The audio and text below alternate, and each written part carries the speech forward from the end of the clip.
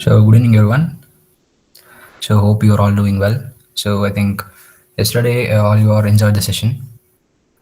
Today, as you know, we just discussing about blockchain. Uh, and one request from our side is what today we having a major announcement in the last. So please kindly stay until last. So we'll discuss further. So then come to the part. So as you all know, my name is Dayanand. So I'm from final year of computer science and engineering. So I would like to welcome all the participants in the workshop on the behalf of Adish Engineering Institute of Technology. So for the purpose of conducting this workshop is to provide an every bit of information about hackathon, and you will be getting an idea about how you can make a proper contribution into it, and you'll get to know how the blockchain thing will work today. So for this event, I would like to welcome Mr. Sham Prakash from HashedIn by Deloitte and a software developer engineer. So I would like to welcome you on behalf of all the participants. Welcome, Sham Prakash. Thank you, Dhanant. Hi all, I'm Sham Prakash. Currently, I'm working as a software engineer at HashedIn by Deloitte. Um, I got an interest in the blockchain development from last 1 year. Um, Even our final year project and everything we did in a blockchain, and many people helped us in doing that project as well. Blockchain community is a very great community, like where everyone will be helping each other, and the technology as well as it's very new and it's interesting to learn. And I think we can start the session. Like, how are you guys doing today?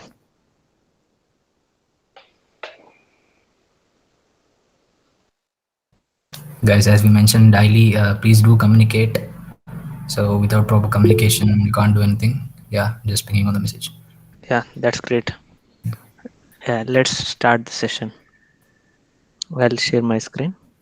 Yeah, sure.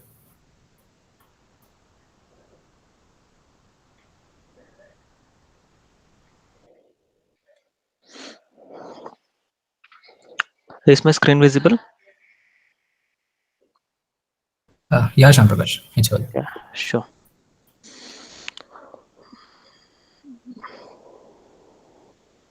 Okay. Um, when we consider to store any data, like at first for us, we'll get in a mind that we can store any data in a database.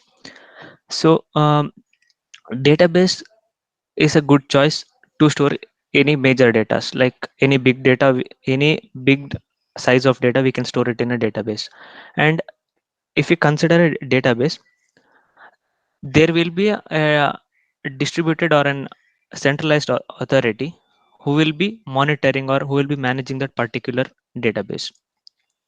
So when we come to us, like if we get a choice to store a data, we have three types. Like either we can store it in a network called centralized network, or in decentralized network, or in a distributed network. So the centralized network will be a one single server will be connected to the multiple clients or in multiple nodes. If we consider as a VT website, like VT server, or in like SBI bank server, so that server will be a single point where we'll be accessing that particular server with a multiple like clients. Like think these are us, so we'll be communicating with the server and we'll be fetching data from that particular server. So here the major problem will be if this server goes down, like SBI server crashed or VT server crashed, like we will be not getting any data from them. We will be may not be able to access that particular server. So this will be a major issue when we consider to the centralized networks. So in a decentralized network, so no single authority or no one will be particularly having an authority to govern a particular server. So multiple server will be hosted and multiple clients will be connected to the a single server there. Even here, if you consider as Google server, like it's a why? Because it is a decentralized network as well there.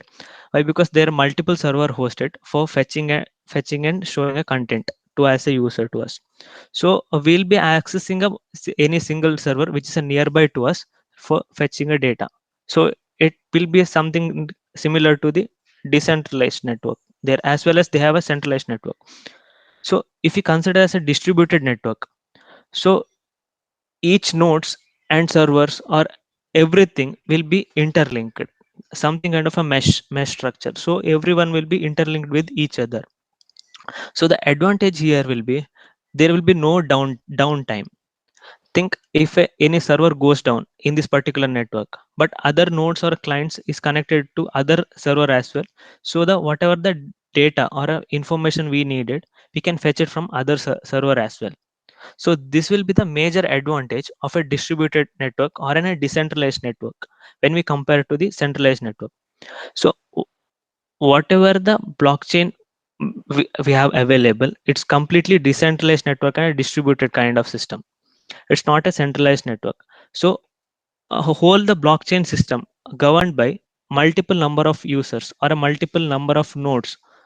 So any blockchain system is hosted by multiple nodes or in multiple server, so the downtime is negligibly zero, so you can't expect any downtime in the particular blockchain system. So for that reason, any blockchain system is hosted in a decentralized or distributed network. So what is in blockchain? It's an open and available for the particular information which is stored in a blockchain. It's available for everyone, and whatever the information stored which is distributed among all the nodes. In the sense, if you have in a particular blockchain, if you have 10 server or 10 nodes, whatever the data we have in a blockchain, it's distributed among all the nodes. So it's an immutable ledger as well. Think like if you stored any data, like if you store some person's name, so you can't change that name later after the confirming a particular transaction. Like if Diana sends 10 rupees to me, so if this information is stored in a particular block and it's this block is uploaded in a particular blockchain, then this data will be permanent and it cannot be rewrite again.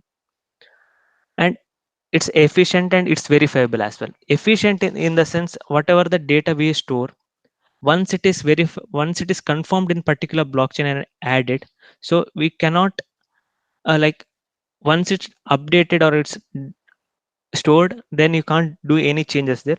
So when you are also fetching this particular data from particular blockchain, you can get it at any time. Why? Because if one any nodes or any server goes down, other server or other nodes will be helping us to recover those particular data.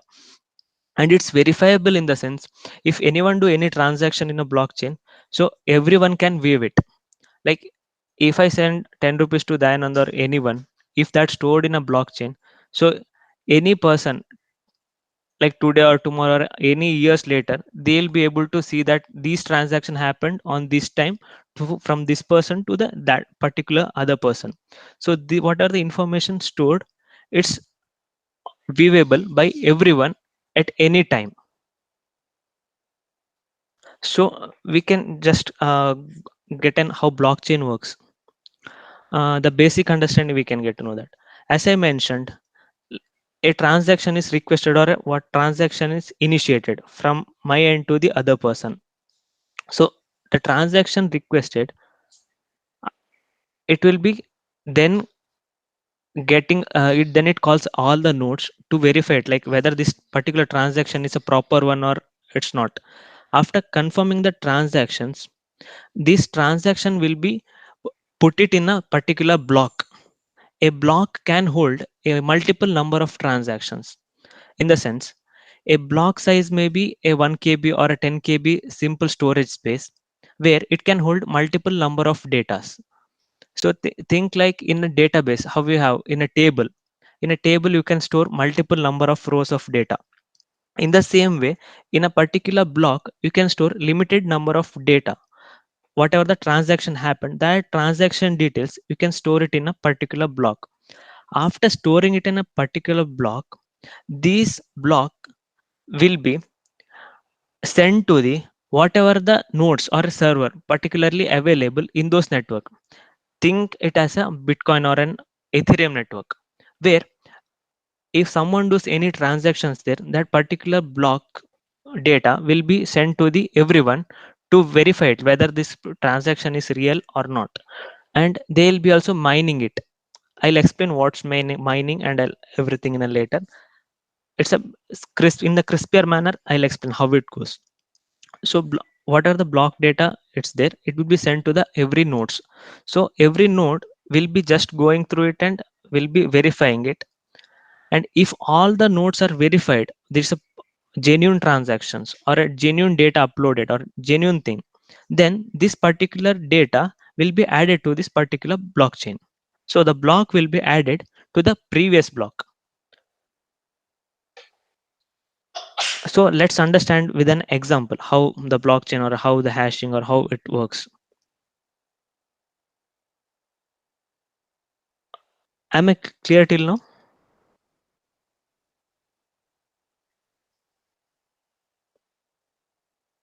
Yes.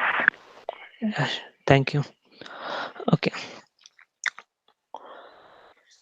Okay. Let's first understand when you are uploading any data or anything to the blockchain, it first calculates a hash value for the particular data. So think like I have uploaded hi or any string. So after inserting a data, at the same time it generates some hash value for the particular data to identify it. Even you can able to see like if I change any text, the hash value goes on changing it. So when you enter some text here or anything to the particular block or any transactions, at first it generates an hash value for which represents this data. So after generating an hash means it's a transaction or an ID with which we can identify what data or what happened here. After generating hash value to it, then it goes to the particular block in the sense the same data. I'll be writing it here whatever the data we have. So the some hash value it generated, but to confirm any block, like it is a genuine one or it's a proper one, so it need to generate something called nouns. So these nouns will be generated by the miner or an validator of a particular blockchain. For any block, if some data like some transaction is happened and some transaction is inserted in a particular block, and that particular hash value it's not a proper one currently, and announce this need to be generated by a particular validator or a miner, so this task will be given to the miners. So if someone proposes any data in the blockchain, like any transaction happened in the particular block created, and this data will be sent to the every miner who is present in the particular blockchain network. So at that time, he'll be generating a particular nouns value for this particular data. Like this is for this data, the nouns value will be the this one. If I change nouns value, then also the particular block is corrupted. If I change any value here in the data, then also the particular block will be corrupted. If I change any hash value, then also the particular block will be corrupted. So these mining will be done by the validator or a miners present in the particular blockchain. For mining this data, they'll be getting a reward in the sense of that if someone mining in a Bitcoin network, then he'll be getting a BTC or a BTC. Or if he's a mining in a Ethereum network, then he'll be getting an ETH in the form of reward. These reward all things will be set by the particular blockchain network itself. So generating an nouns value, it's a task of a particular miner. So the difficulty of based on the difficulty of the generating a nouns value, the the reward of which is given by the blockchain to a particular miner will be decided. In the sense, if the generating a nouns value takes much timer, or the to get this particular number or to solve this particular riddle, if miner taking a more time, then the reward for that particular miner will be in the greater amount. So based on this known value as well, the rewards will be varied. So next, when we in any blockchain network, when we generate a first block, it's called a genesis block. So genesis block here, if we consider as a particular blockchain, so it's a chain of many blocks. So for this reason itself, it's called block of chains, blockchains. So the first block will be a genesis block, and whatever the blocks are generated later will be linked to the previous blocks. So the first block it's no data available and some nouns is generated and it's a proper mined block. So if I change it here anything, so the whatever the next linked block will be also corrupted. Not only the particular block, the next linked block also will be corrupted. So whenever updating any data or a blockchain for any blockchain, whatever the previous block till whatever the genuine or an successfully mined block will not be changed. So if some attacker changes any value here or any nouns value or any data or any hash, then the next linked the block also will be corrupted. So attacking or making any changes in the blockchain, it's not at all easy, or it's an impossible, next to impossible task. So for that reason itself, we are calling a blockchain is a secured one. So think like I have added some data here at a first block, then I need to mine it here to verify this particular block. After mining it again, I need to mine it, so the again nouns, previous hash value all will be changed. So in the same way, if some attacker tries to attack some particular block, then all the blocks will be able to mine, and he need to verify everything. So for computationing these many tasks, it takes a longer time. So for this reason as well, we are calling it as a secured.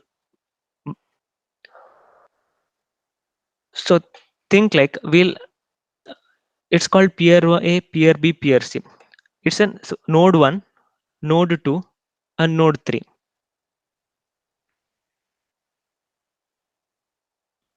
If you consider in a distributed network, like think it as it's node 1, node 2, node 3, node 4, node 5, similar to this. Even when you go to any blockchain or any node, they will be having all the data present in a particular blockchain. Think like in ethereum, you have a 50 gbs of data or a 10 gbs of data or any data or 10 blocks. Then the if the particular blockchain has three members, three nodes or a 10 nodes, even all 10 nodes will be having the same data, like a duplicate of data. So for that, if I if these five blocks are available in a node A, and the same five block will be available in node B and node C. Based on this, comparing the node blocks itself, they'll be like when we add the next block, they'll be considering as a previous block is correct or a particular blockchain is a stable one, or for the checking every details, the next blocks will be added to the particular blocks. Like if node 1 or a peer A mined a particular blocks, then he'll be adding a block to his blockchain. After block he'll be telling every nodes present in the blockchain that I have added this block and please check it, and even you replicate this particular block and add it to your local machine. So for this reason, for doing this, it's called consensus mechanism. Consensus mechanism in the sense for attaining all the same state across the blockchain. I think am I going fast, or getting a like overwhelming to everyone? I think we are getting Sham Prakash. I don't know about others. Yeah, sure. Like if Anyone? everyone, Anyone? Anyone? At least one. Yes, we are getting some. Yeah. yeah, Okay. thank you. So These like are the main things of the particular blockchain. Like if you go to an particular, let's go why we are using a blockchain, or why it's so why we are using a blockchain to store any data. Like it's an immutable, so whatever the data once updated, you can't change it. Like transparency in the sense, if I add any data, everyone will be viewable. And traceability in the sense, if I buy something and I pay it to one person, like if he pays that same money to other person, so that you can trace whom paid to whom and what amount, like what, from starting to ending, everything will be traceable. Efficiency and speed, this one more advantage. Like when when some data is added to a particular blockchain, and it can be retrievable by everyone, whoever present, or whoever, all public peoples. And the speed as well as the, if you consider a bitcoin is a most slowest blockchain at present, so its speed is very less. And if you consider as a ethereum, then it's more speed compared to the bitcoin. If you consider solana, it's much more speeder. Think like, in ethereum, to mine or to do some transaction, to do some transaction, you should wait at least 10 to 15 seconds. But in a solana, it's not the case. For in 1 second, you can do 1 lakh transactions. Even in a centralized servers, like even mastercard card or an any company, they have at just 25,000 or 20,000 transaction per second. But solana blockchain, it's much more faster when we compare to that. So, even in a automation in the sense, we'll be in any blockchain, we can write some smart contracts to do some automation, and to send some, like to do some task automatically. In the sense, if you tell at tomorrow at this time, someone needs I need to send some money to the person b, so this task can be automated in the blockchain by writing some smart contract and by writing some logics. And it's secured. No one can change the data once it's uploaded. And the downtime, or whatever the downtime, you if we see in a centralized server, like however any centralized server will be having some downtime. Even the UPI is the most advanced technology we have in India, even that have some downtime. Even you will be able to, like you'll be getting some message from bank, like from this time to this time some upgradation we are taking, or some maintenance will be going on. But in a blockchain, this never happens. So major sectors where blockchain is used, or a blockchain can be used, uh, which one can be supply chain, or a finance, healthcare, retail, government. Supply chain in the sense, Walmart already introduced some concept to track how their goods are moving from one place to another.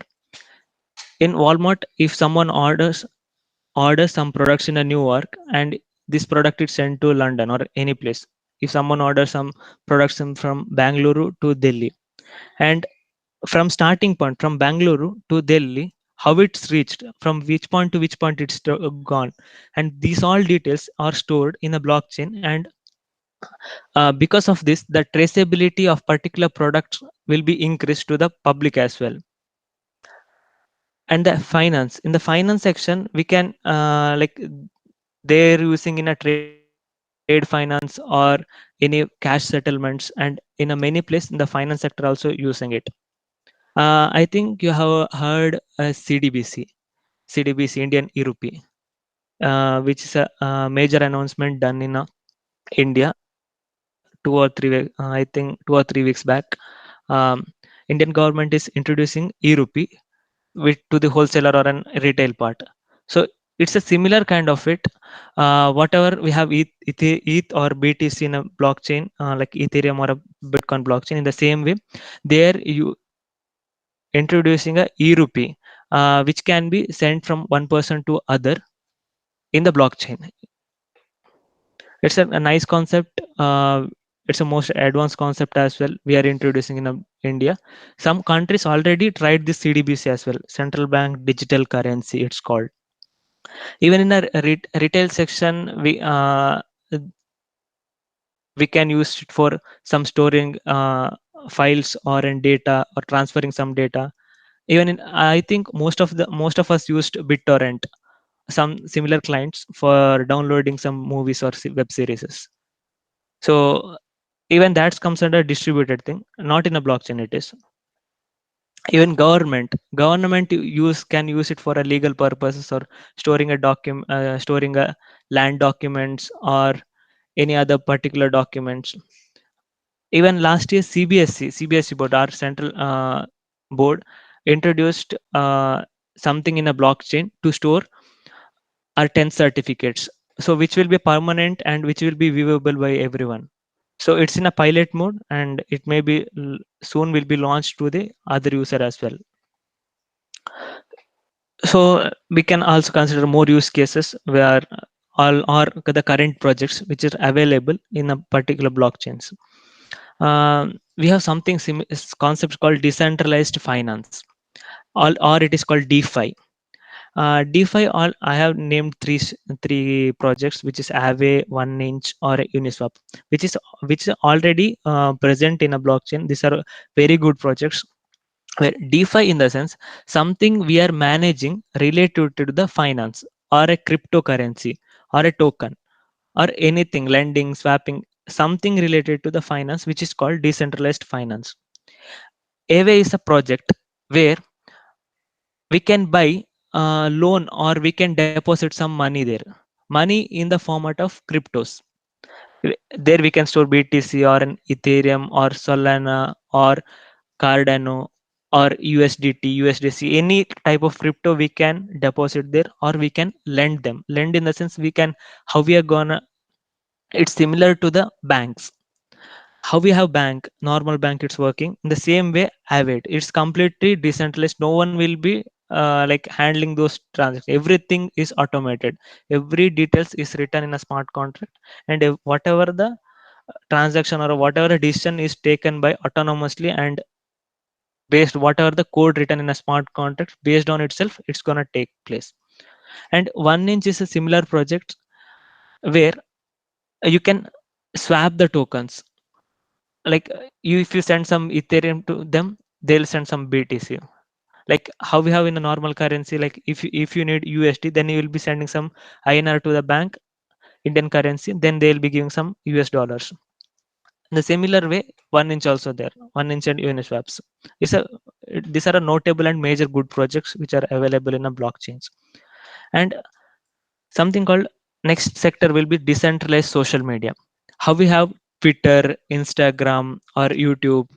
These are system hosted on the centralized servers, where if that particular service go down, like I think a few months back, even WhatsApp went down or a Gmail went down. At that time, we were never able to use that particular services for 8 or 10 hours. Then we got much more difficulty, and some companies got lost as well before because of that outages. So for overcoming those things, we also have a social medias on the decentralized platform. Ppath, it's like similar kind of Twitter. How we have Twitter, the same way there you can do some tweets. In Chainflix, it's something similar to the Netflix or an YouTube, where the whatever the contents which will be stored in a decentralized manner, like IPFS, it will be stored in a IPFS, interplanetary file system, where these details will be updated and these contents will be shown. And in even library or mirror, even these are the similar kind of platforms. And the next sector will be the decentralized autonomous organizations. It's called DAO. DAO is it's similar kind of how we have clubs. In the normal way, we have clubs or what's called some group will be governing something, like how we have Lions Club or some clubs are there, right? So based on 10 or 20 people's decision, opinion, they'll be taking some decisions. In so even these things we can replicate it in a blockchain as well. So when we're replicating these things, no human intervention will be there. Like whatever the decisions or anything will be taken, even as a user we'll be knowing it. For what for what things or for what changes us, the whatever the outcomes will be, we can predict it as well. These are the good projects like Molach, DAO, or MakerDAO. Even they are decentralized autonomous organization. In it's one more thing like decentralized identity. Even it's one more great thing even present in a blockchain. Here, how we have Aadhaar card, PAN card, voter ID, and many things we have. But if you go to create a bank account or any service if you want available from a government or any company, at first they'll be asking our Aadhaar card or PAN card or voter ID. So they are misusing our data everywhere. Like after giving some application, we'll be getting calls from different companies. So they whatever the details we given to the company, they'll be selling it. But it's a that should not be happen to us. So for that same thing, we have spouse id or polygon id or photochromic, something like that. At first we'll be creating some identity there. So based on that, when we logging some applications or when we applying on anywhere, we can use it directly there, these ids. So no one will be able to view or misuse our data. It's developed in that sense. And also one more notable projects we have like Ethereum name services.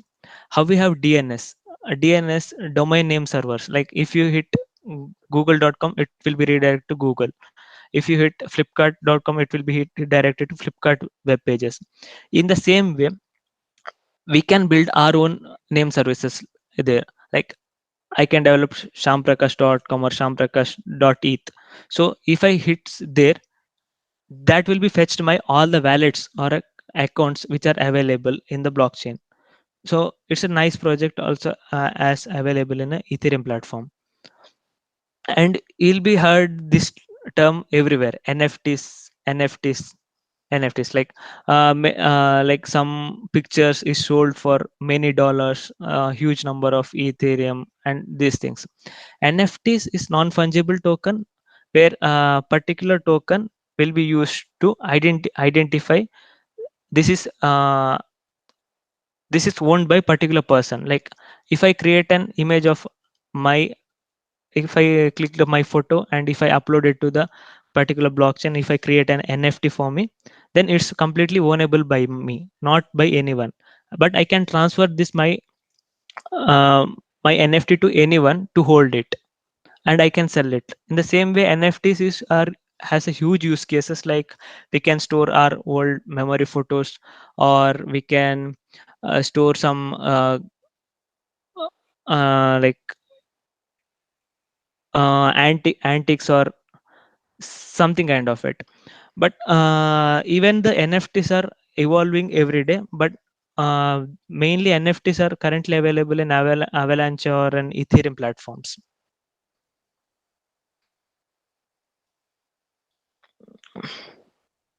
Guys, any queries or anything?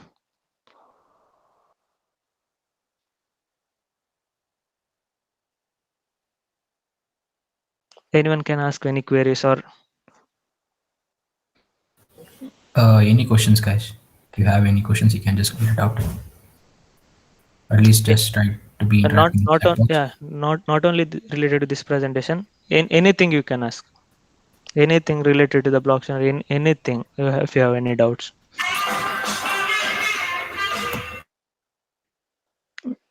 ಕನ್ನಡದಲ್ಲೂ ಕೇಳ್ಬೋದು. ಯಾವ ಯಾವ language ಅಲ್ಲಿ ಬೇಕಾದ್ರೂ ಕೇಳಿ answer ಮಾಡೋಣ. Yeah, you can. How is NFT different from blockchain? How? How is NFT different from blockchain? Blockchain is a platform where you will be storing the transaction or in details. The NFT is like it's a similar to a smart contract or an identity which will be stored on the blockchain. It's like you have a data. It's you have a database. In the table, you'll be storing a row of data. The similar way in a blockchain, you'll be storing this NFT there.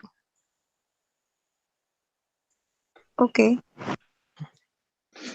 Yeah. Any questions, guys? Yeah, Sham, I have my own question. Yeah, sure. Like you just mentioned, like once we deploy the data into the blockchain, it can't be changed, right? Yes. So come to the API part. In the web development, we'll just use many kind of an APIs like rapid APIs or a public or a private APIs, any of that. Even we'll just write rest of the REST APIs especially.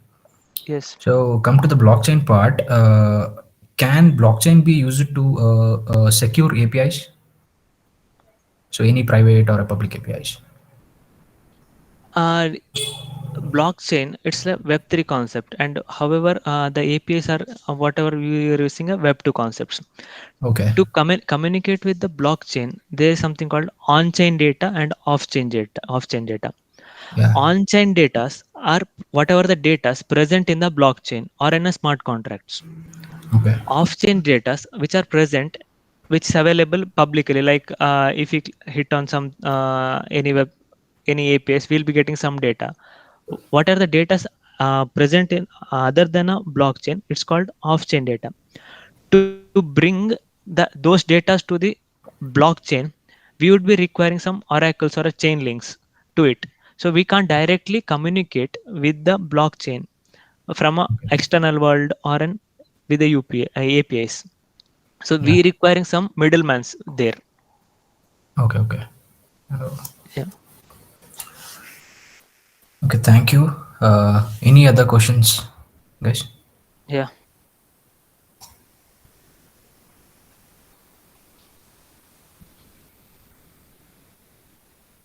Nobody? Okay. Okay, Can Sham, we can you move ahead? just? Yeah. Yeah, yeah, Yeah. yeah. Sure. Sure. You can just.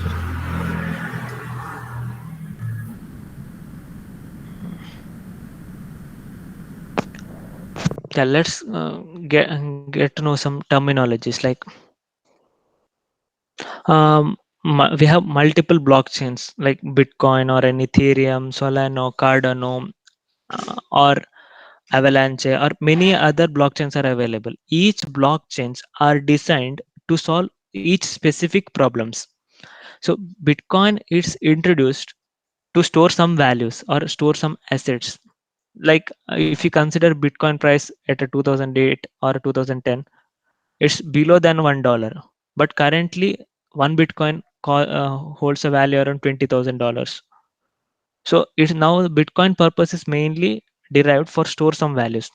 But if you consider it's for a Ethereum, it's used to develop a decentralized apps. It's called dApps, DAPP, dApps.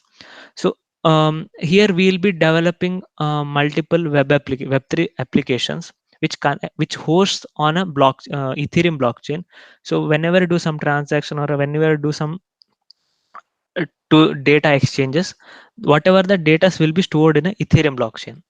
The Solana will be introduced mainly to increase the transaction speeds. Like if you consider Ethereum, for doing one transaction, it costs around 10 to 15 seconds, but in a Solana, it's much slower, and whatever the rates of doing a transaction also, which is lesser. So then, if you come to the next terminology, like coins or tokens, we always used to interchange these things.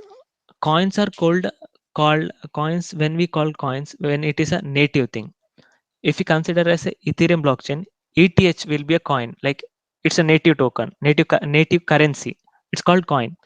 Token in the sense whatever developed on Ethereum. Many other tokens like USDT or an USDC or many other cryptos which are developed on the Ethereum blockchain, which is called tokens. So we also have wallets. Wallets are like what we have bank accounts. Wallet provider called it's similar to banks. If you consider as a SBI or an ICICI bank, it's a wallet provider. For if you go to bank and if you open a bank account, which is similar to the wallet address, like we have MetaMask, it's a wallet provider. There are many wallet providers like MetaMask or Coinbase wallet, Phantom, many others are there. So it's my wallet which is provided by MetaMask, like similar to ICICI Bank or SBI Bank, and it's my account address. So it's account wallet address.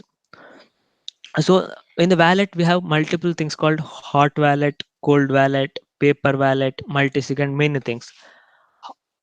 Hot wallet are which are open, which we can open in a internet or a online medium. But cold wallets are like something similar to the hardware, which can store. If you have huge amount of cryptos with us, we can store it in a hard wallet as well. Like cold wallet, we can call it as like some. It will be something similar to the chips or some USB kind of it, which will be inserted and which will be stored some data and which we can keep with us. Paper wallet will be similar to the online wallet, but not kind of it. Like in the simple paper, they'll be printing our public key or a wallet address and a private key. So if you consider it, for any wallet, there will be two kinds of key: public key and private key. Public key will be opened, like anyone can view it. It's my public key. Whatever the wallet address, it's my public key. Any wallet address will be this much big. So uh, private key, we should, when we create any accounts or when we create any wallets, any wallet provider will be providing this private key. We should never expose that particular private key to anyone. So it looks similar to the 12 character words or something like that. um, it's my test wallet. For any wallet, there will be something 12 character word will be having. I can show it my MetaMask as well.